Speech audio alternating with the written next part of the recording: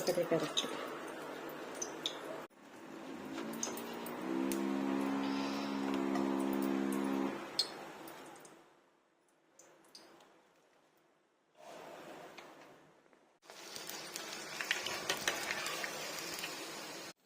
Rice ఉడుకుతుంది. Rice ఉడికాక పులిహోర కలిపేస్తే సరిపోతుంది. ఇంకా మొత్తం ప్యాకింగ్ చేసే ముందు మళ్ళీ ఒకసారి వీడియో తీస్తాను. పులిహోర కూడా రెడీ అయింది. కలిపేసాక దీన్ని బాక్స్లో పెట్టేద్దాం. ఇంకా పులిహోర రెడీ. బాక్స్లో కూడా పెట్టేసాను.